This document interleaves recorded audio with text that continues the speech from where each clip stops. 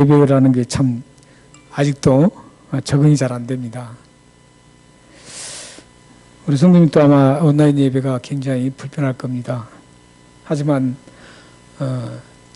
최소한의 수단이 이거기 때문에 우리가 이 수단이라도 하나님 앞에 예배 드릴 수 있어서 감사합니다.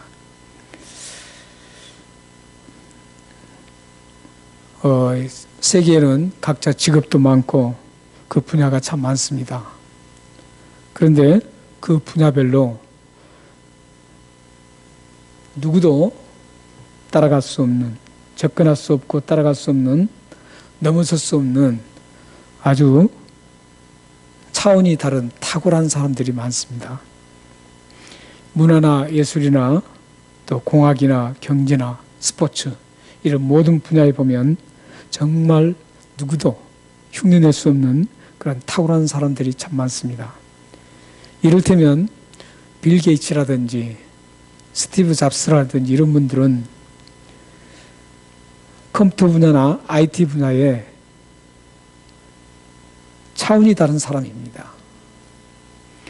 뿐만 아니라 피카소나 고흐 같은 그런 그림을 그린 사람들은 미술 분야에 경지에 이를 만큼 대단한 탁월한 분들입니다. 똑같은 스포츠 축구를 해도 브라질의 펠레나 아르헨티나의 마라도나 지금 현재 메시 같은 경우에는 같은 축구 선수라고 해도 이 선수를 따라갈 수 없는 차원이 다른 그런 선수들입니다. 이렇게 모든 분야에는 차원이 다른 탁월한 사람들이 있습니다. 신앙에도 차원이 다른 사람들이 있습니다. 차원이 다른 그 신앙 소유를 한 사람들이 있는데, 그런데 우리는 많은 분들이 차원이 다른 신앙이다 하면 오해하는 것들이 많습니다. 예를 든다면 세련된, 잘 정돈된 그런 언어를 사용하고 또 세련된 행동을 하는 그런 사람이 차이 높은 신앙이라고 생각할 수 있습니다.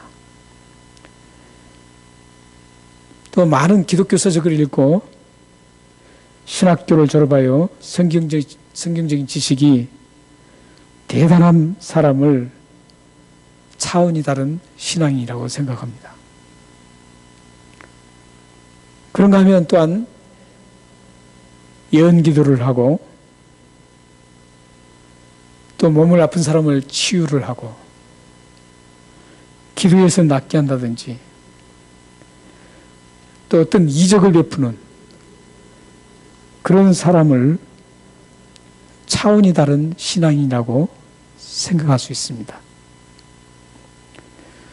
성경 말씀은 이런 사람들을 차원이 다른 신앙이라고 말씀하고 있지 않습니다. 많은 사람들이 그런 사람들이 굉장히 차원이 다른 신앙이라고 생각하는데 실질적으로 성경 말씀은 그들을 차원이 다른 신앙이라고 말하고 있지 않습니다.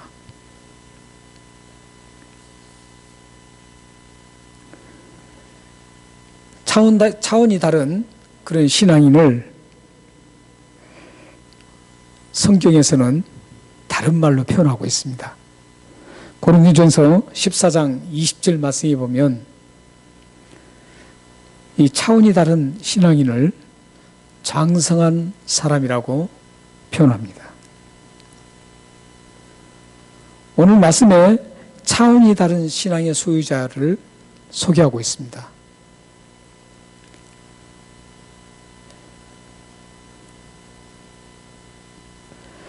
이 소개를 하는 그 사람들은 3명입니다. 3명인데 그 사람들의 이름이 오늘 본문에 사드락, 메삭, 아벳느고라고 나오고 있습니다. 이 3명의 청년들, 이 세 명의 청년들이 왜 차원이 다른 신앙인지를 그 기준을 오늘 본문 속에서 지금 정확하게 제시해 주고 있습니다. 여러분들이 만약에 내가 다른 사람보다 더 차원이 다른 장성한 신앙인이 되려면 오늘 이 세 명의 사드락, 메삭, 아벳느고 이 세 명의 청년들의 그 모습을 잘 보면 여러분들도 그 모습을 그대로 따라가면 차원 높은 장성한 신앙인이 될 수 있습니다. 말씀을 구체적으로 나누기 전에 먼저 배경부터 말씀을 드리는 게 좋겠습니다. 본문 말씀은 느부갓네살 왕의 꿈을 다니엘이 해석을 해줬습니다. 그게 2장이 있었습니다. 2장이 있었는데 2장의 그 2장과 3장 사이를 금방 이루어진 것 같지만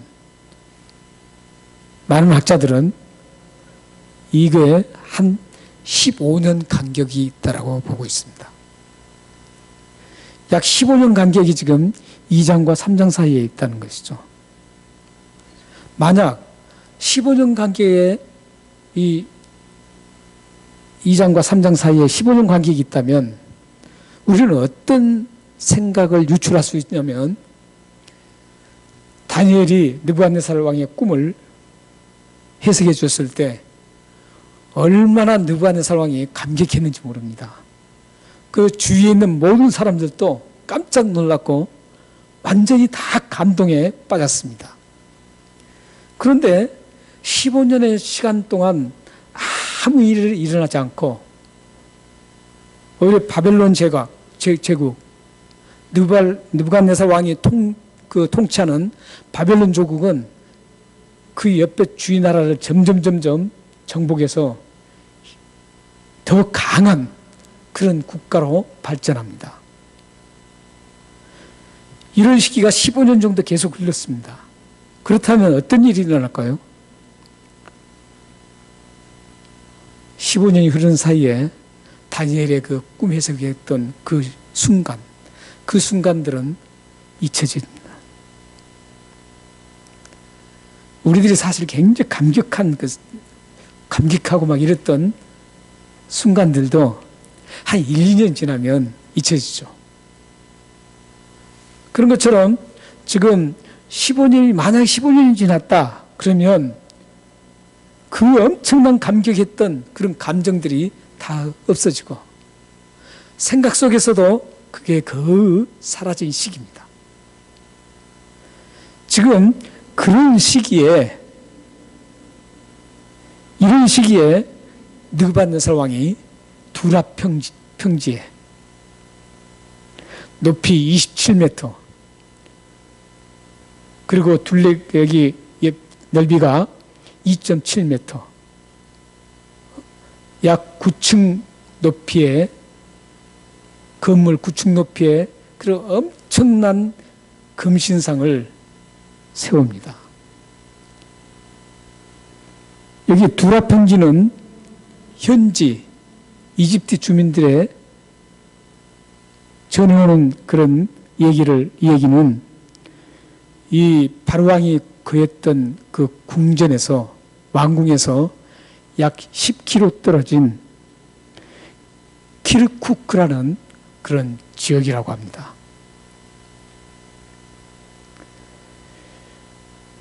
이런 지역에 그 9층 높이의 거대한 금신상을 세워놓고 바벨론 제국의 모든 높고 낮은 관직들을 다 모읍니다. 바벨론 제국에 세웠던 각 나라에 모두 흩어져 있는 그런 관직들을 모읍니다. 그걸 현대 명칭으로 바꿔서 말씀드리면 총독이라든지 장관급, 헌법재판관, 또한 재무관, 판사, 치안감, 각 지방의 도지사들, 이런 사람들 총동원해서 금신상을 만들고 이제 그 완공한 기념으로 축제를 벌이는 낙성식을 거행합니다. 이 축제의 낙성식의 최절정이 뭐였냐면 나팔과 피리와 현암 삼형근과 모든 악기를 동원해서 막 악기를 온 천지가 울리도록 막 울릴 때 낙성식에 참여한 모든 사람들이 그 근심상 앞에 엎드려서 절을 하는 게 이 낙성식 축제 행사의 클라이막스였습니다. 그래서 모든 이 클라이막스, 나팔과 모든 악기가 막 진동을 할 때 거기 모였던 모든 사람들이 엎드려서 금신상에게 절을 합니다. 그런데 문제는 낙성식을 모두 마치고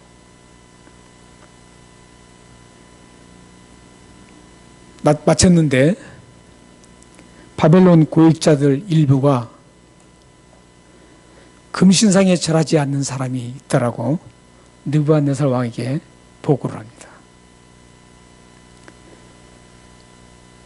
그 금신상에 절하지 않는 사람이 오늘 본문에 나오는 다니엘의 세 친구 사드락, 메삭, 아벳느고였습니다. 이 세 명의 금신상에 절하지 않았다는 보고를 받고 느부갓네살 왕이 노발대발합니다. 분노가 가득하게 이릅니다. 거기 보면은 그 전까지는 굉장히 이 세 친구들에 대해서 관대하고 사랑스럽게 대했는데 그게 갑자기 바뀌었다라고 오늘 본문에 나옵니다. 완전히 달라졌다는 겁니다. 그래서 분노하면서 그들을, 그 세 사람을 불러들입니다. 잡아오라고 그러는 겁니다. 그리고 그게 사실인지 확인하고 그래도 사랑했던 청년들이었기 때문에 이제라도 다시 한번 악기를 막 울릴 테니까 그 울리는 순간에 금신상 앞에 엎드려 절하면 살려주고 그렇지 않으면 맹렬한 풀물불에 던져서 죽이겠다고 기회를 준과 동시에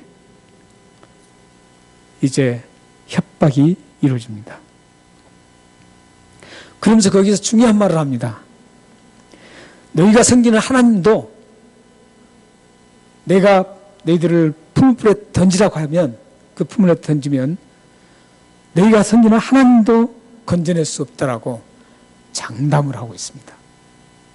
그게 14절과 15절 말씀입니다.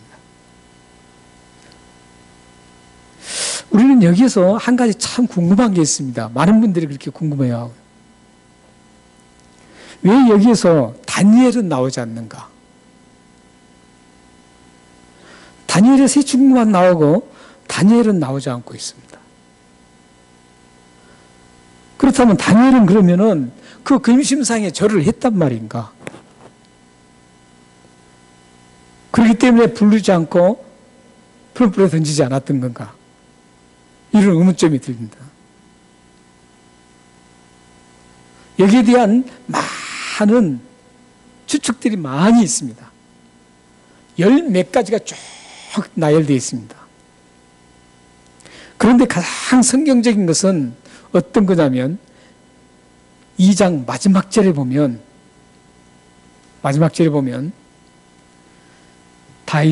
다니엘이 이제 꿈을 해석해주고 대단한 선물을 받고 향품을 받고 이런 후에 마지막에 딱 정리를 어떻게 하냐면 다니엘은 왕궁에 있더라 이렇게 되어 있습니다.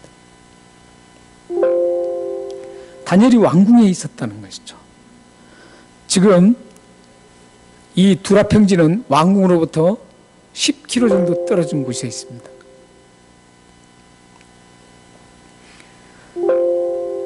이 느부갓네살 왕이 이제 그 금신상에 낙성식을 할 때 모두 동원을 하죠.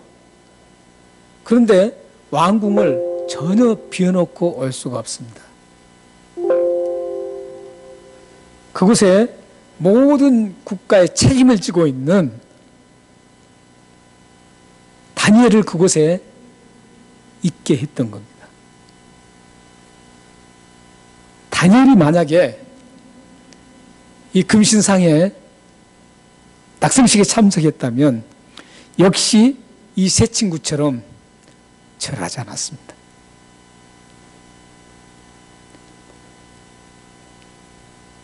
이제 이 세 친구들은 목숨을 건질 수 있는 기회를 얻었습니다. 아마 다른 사람 같았으면 당장 이 느부갓네살 왕이 바로 풀무불에 던졌을 겁니다. 그런데 느부갓네살 왕이 얼마나 애착을 가지고 있는지를 알 수 있습니다. 기회를 다시 주는 겁니다. 그런 일은 사실 그 고대 근동 지방의 제국의 왕 역사에 있을 수 없는 얘기입니다. 그런데 이 느부갓네살 왕은 사드락, 메삭, 아벳느고 이 세 친구에게 기회를 주는 겁니다. 만약에 절하지 않으면 살려주겠다. 그러나 이 한 번 기회를 준 이 기회인데 너희들이 이 기회마저도 내팽개친다면 그때는 너희들을 맹렬한 불에 즉시, 오늘 본문 보면은 즉시 던져냈겠다는 것이죠. 얼마나 사실 좋은 기회입니까? 이 지금 내용이 16절, 18절 말씀입니다. 여러분들이 성경을 조금 한번 따라가셔서 이러시죠. 성경을 18절, 16절, 18절 말씀을 함께 읽겠습니다. 가족 모두가 함께 읽었으면 좋겠습니다. 가정에서 드리는 여러분 모두도 가족이 함께 이 16절, 18절을 함께 읽겠습니다. 이 목숨을 건질 수 있는 기회에 이 사드락, 메삭, 아벳느고가 어떻게 반응한지를 함께 읽어보겠습니다.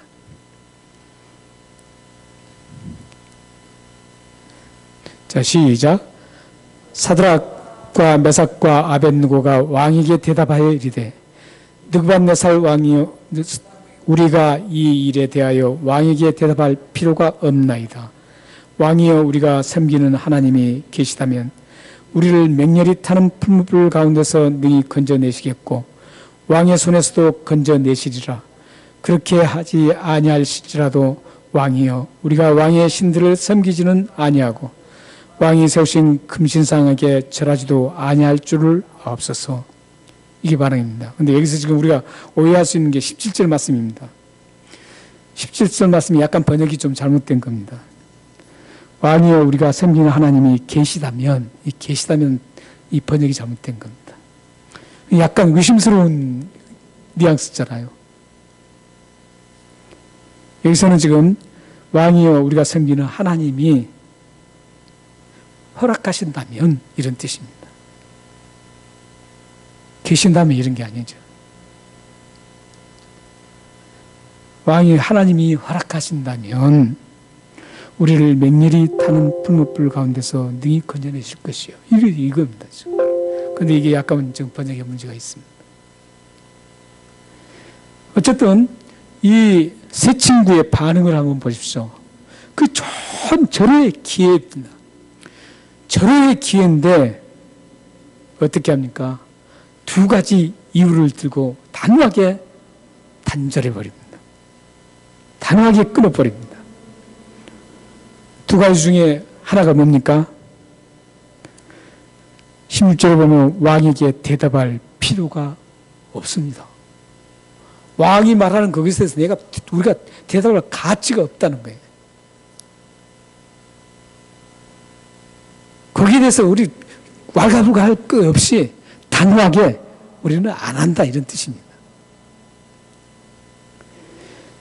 그리고 18절에 보면 하나님이 만약에 하나님의 뜻이고 하나님께서 우리를 도와주신다면 맹렬히 타는 불에서 건져주실 것이라 이렇게 얘기하고 난 다음에 만약에 그렇게 않고 우리를 맹렬한 불에 타서 죽을지라도 우리는 절대로 왕이 섬기는 신에게 섬기지 않고 왕이 세운 금신상에게 절하지 아니하겠다는 것.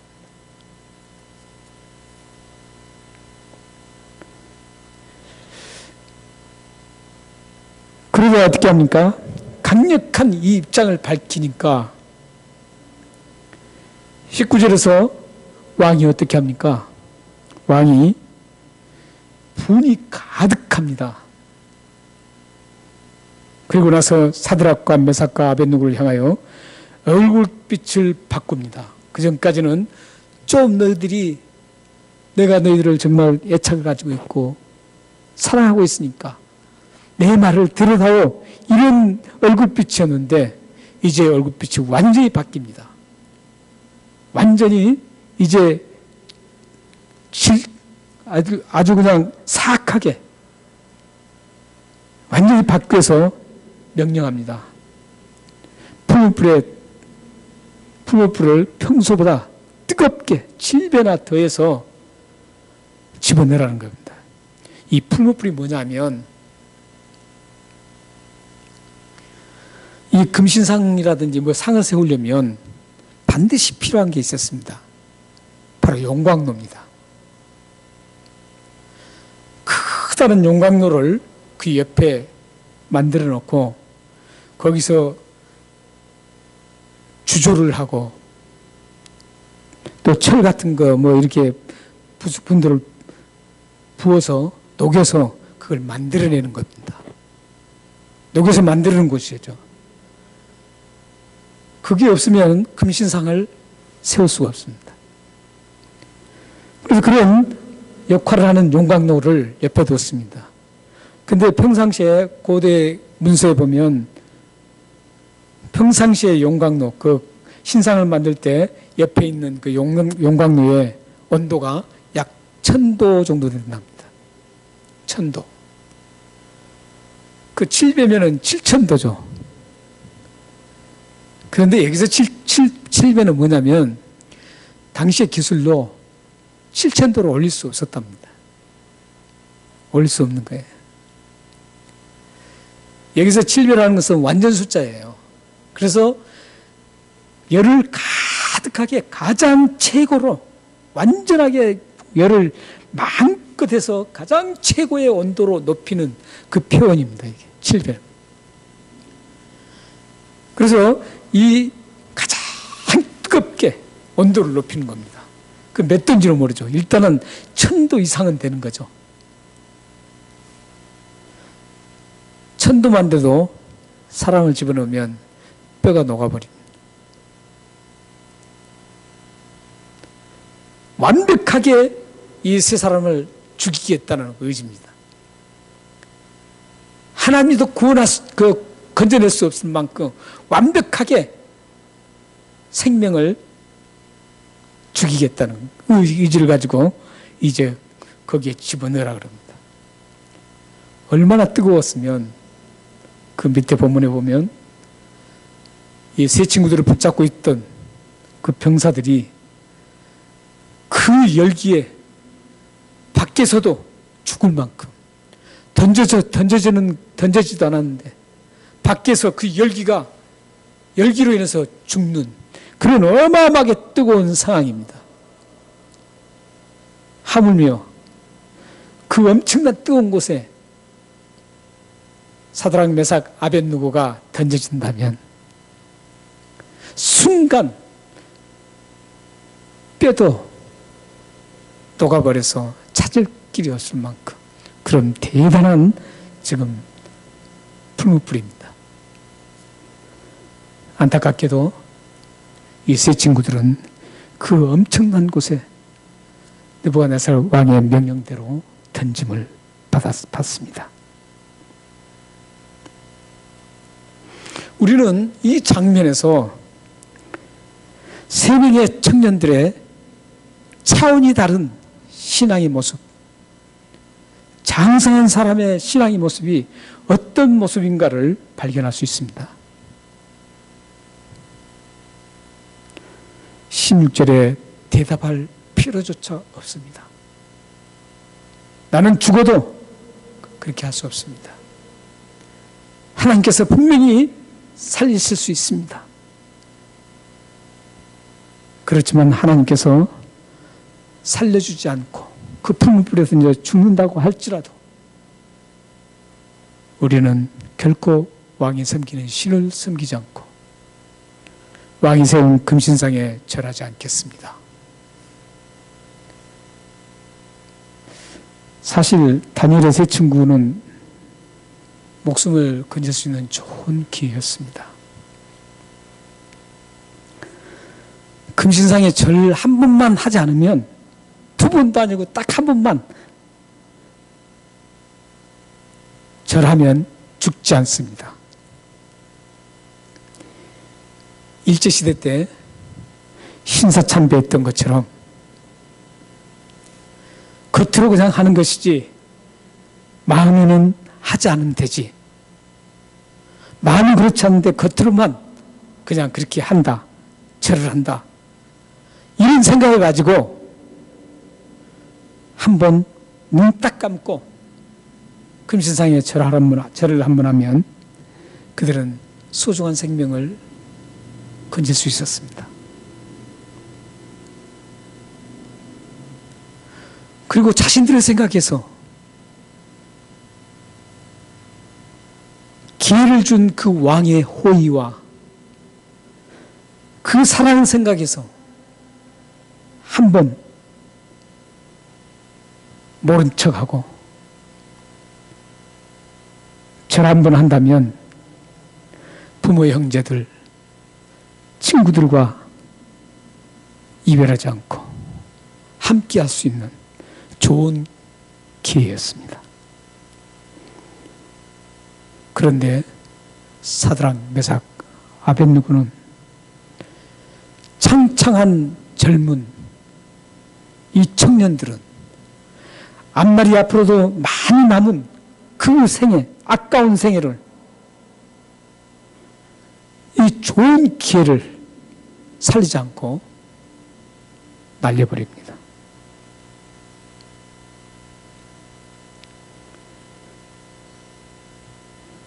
여러분들은 어떻게 생각하시나요? 부모를 생각하고, 배우자를 생각하고, 자녀들을 생각하고, 많은 것들을 생각하면, 그들의 앞날도 생각하고, 이렇게 생각하면 눈 딱 한 번 감고 절해버리면 되지 않나요?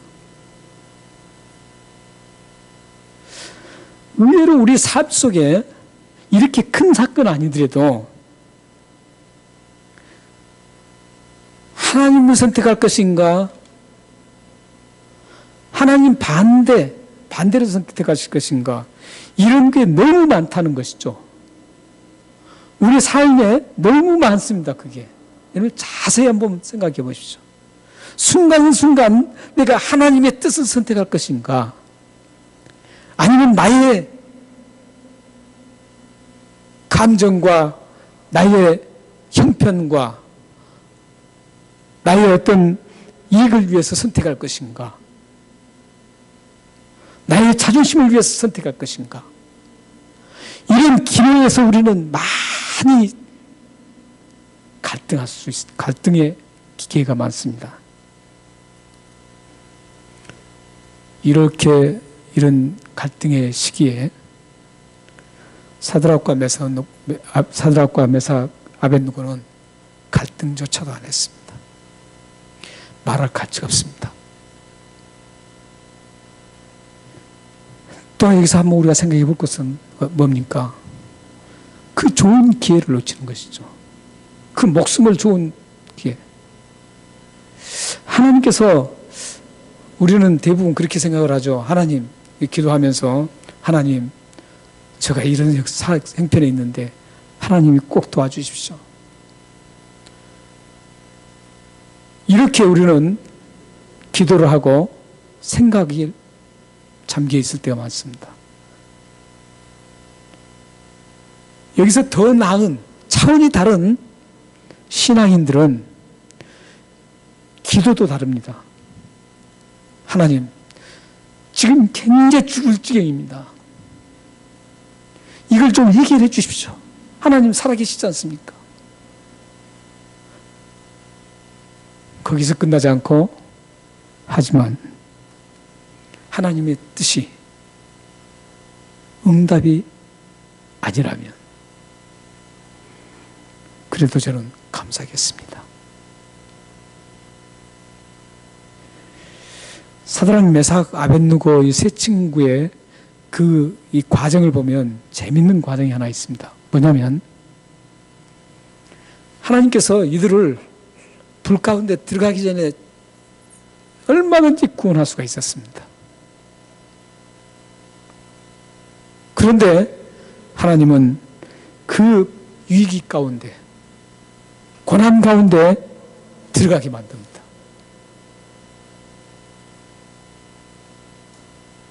그 죽음에 들어가게 만듭니다. 그리고 여러분들이 잘 아신 것처럼, 이후에 나온 것처럼 하나님께서 살려주십니다. 우리는 이 고난에 들어가기를 굉장히 싫어합니다. 그런데 이 고난에 들어갈수록, 하나님이 허락해 준 그 고난에 들어갈수록 더 큰 하나님을 드러낼 수 있다는 겁니다. 위대하신 하나님을 드러낼 수 있다는 겁니다.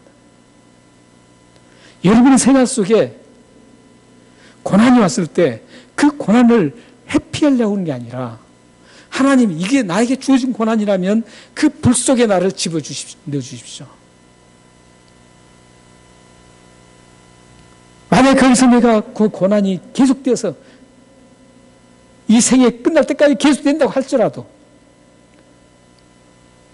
저는 그 고난을 달기받겠습니다. 이런 하나님을 확실하게 믿는 믿음을 가진다면 그 사람은 곧 차원이 다른 장성한 신앙인입니다. 마지막으로 우리가 히브리서 11장 38절 말씀을 읽고 마치겠습니다. 자, 함께 읽겠습니다. 띄웁니다. 자, 시작. 이런 사람은 세상에 감당하지 못하느니라. 이들이 광야와 산과 동굴과 토굴에서 유리하였느니라. 지금 어떤 사람을 말하냐면 차원이 다른 사람들을 말합니다. 차원이 다른 신앙인들을 얘기하고 있습니다. 저 말씀. 그냥 평범하게 신앙생활하는 사람이 아니라 하나님을 정말 신뢰하고 하나님의 살아계심을, 그 존재를 확실하게 붙잡고 가고,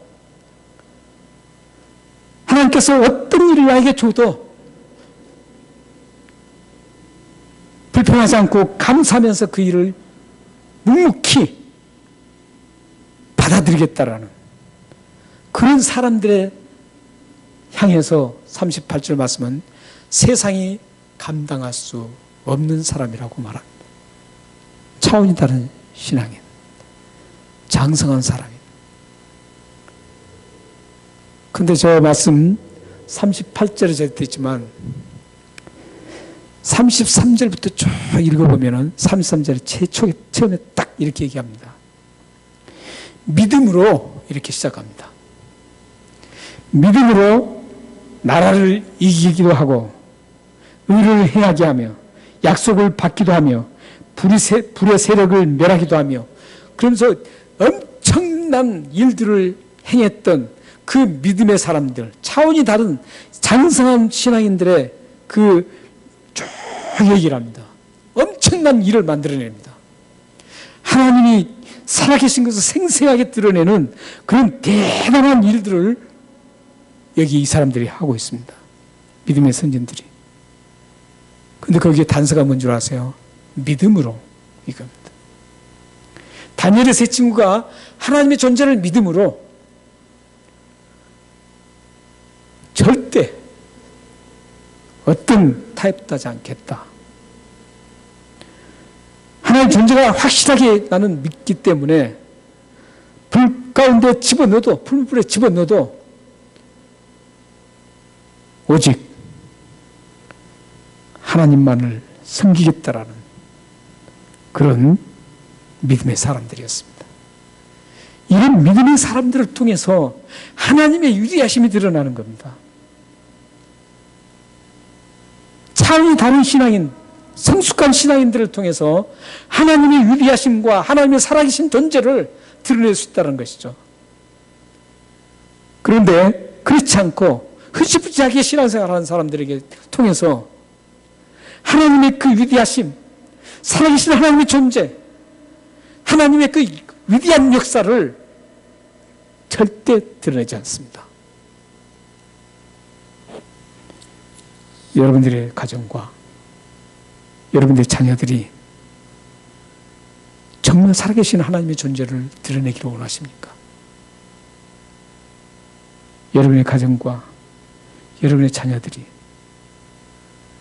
하나님의 위대하신 그 능력을 경험하기를 원합니까? 그렇다면 결단해야 됩니다. 지금처럼 흐지부지한 신앙이 아니라, 왔다 갔다 하는 그런 신앙이 아니라, 흔들리는 신앙이 아니라 확고한 믿음의 사람, 그 어떤 것도 세상이 감당할 수 없는 그런 믿음을 가진다면 여러분을 통해서, 여러분 가정을 통해서 하나님이 위대하신 놀라운 일들을 경험하게 될 것입니다. 기도하겠습니다. 살아계신